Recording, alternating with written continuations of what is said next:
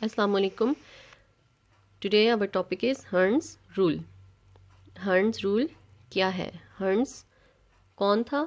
ये एक German physicist था, F.H. Hertz, और उसका रूल क्या था? He stated that when a number of orbitals are available to the electrons and these orbitals have equal energies, the electrons will be arranged in these orbital in such a way so as to give maximum number of unpaired electrons and have the same direction of spin.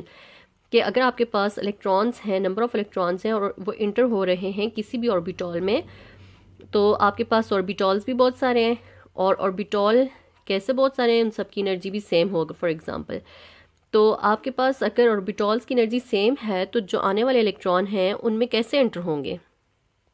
क्योंकि हमारे पास इससे पहले एक principal है, अव्वा principal.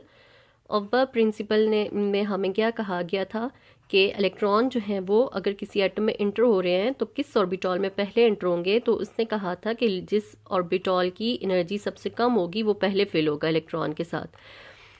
ठीक है, जिसकी energy कम होगी वो ऑर्बिटॉल पहले फिल होगा. लेकिन अगर हमारे पास हर्ट्ज ने कहा कि अगर आपके पास ऑर्बिटॉल्स तो हैं और इलेक्ट्रॉन एंटर हो रहे हैं, तो अगर उन ऑर्बिटॉल की एनर्जी सेम है तो पहले कौन फिल होगा?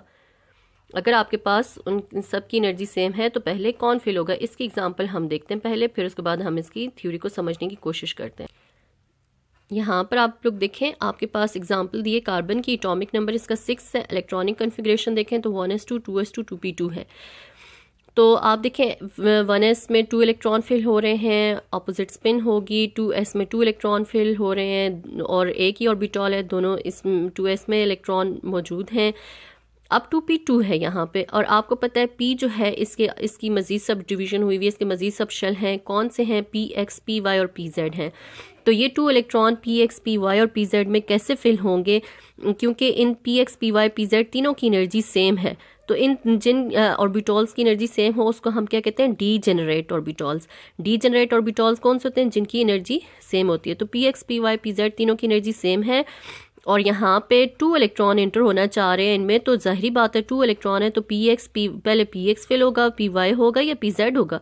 तो ये हर्ट्ज ने बताने की कोशिश की है.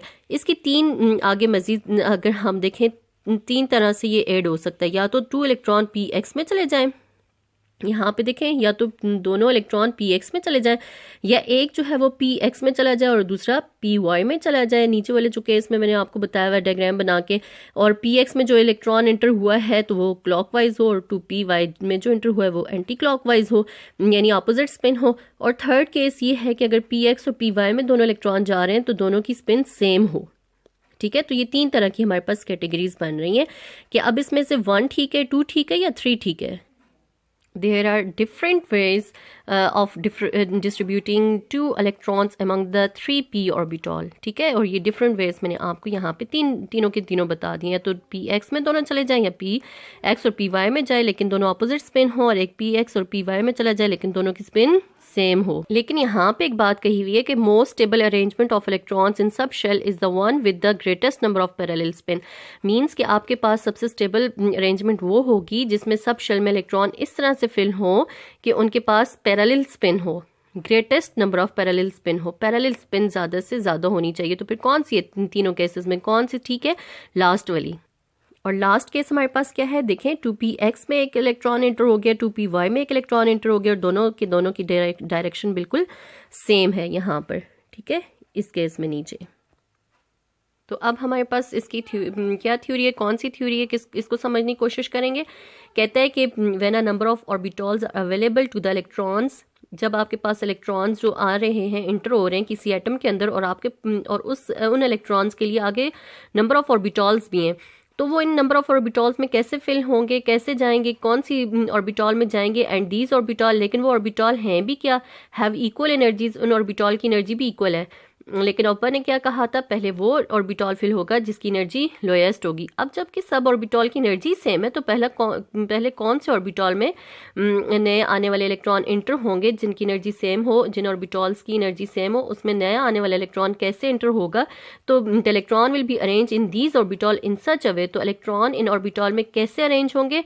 सो as to give maximum number of unpaired electron के ज़्यादा से ज़्यादा अनपेयर्ड इलेक्ट्रॉन आ जाए। यानी कि अगर फॉर एग्जांपल आपके पास दो स्टूडेंट्स हैं और दो स्टूडेंट्स को आपने दो पेंसिलें देनी है, तो ऐसा नहीं है कि आप दो की दो पेंसिलें एक ही स्टूडेंट को दे दें, आप एक पेंसिल एक स्टूडेंट को दे दें और दूसरी पेंसिल दूसरी स्टूडेंट को दे दें, तो ये क्या हो जाएगा, अनपेयर्ड इलेक्ट्रॉन। यानी ये अनपेयर्ड इलेक्ट्रॉन की एग्जांपल हो जाएगी। अनपेयर्ड यानी एक आपने एक दोनों स्टूडेंट सेम क्लास के हैं, सेम एनर्जीज के हैं, तो आपने क्या किया, एक पेंसिल एक स्टूडेंट को दे दी और दूसरी स्टूडेंट को दे दी। यानी आपके पास 3 सबशेल हैं, px, py और pz, और आपके पास 2 एंटर होने वाले इलेक्ट्रॉन हैं, तो कहाँ जाएंगे, एक px में चला जाएगा और दूसरा py में। यानी आपके पास अनपेयर्ड इलेक्ट्रॉन जो अगर ज़्यादा से ज़्यादा हुए इंटर होने वाले जो इलेक्ट्रॉन हैं और वो अनपेयर्ड इलेक्ट्रॉन की फॉर्म में हो, तो वो ज़्यादा से ज़्यादा स्टेबल होंगे बनिस्बत इसके कि 2 के 2 इलेक्ट्रॉन या तो px में चले जाएं या तो py में चले जाएं या फिर pz में चले जाएं।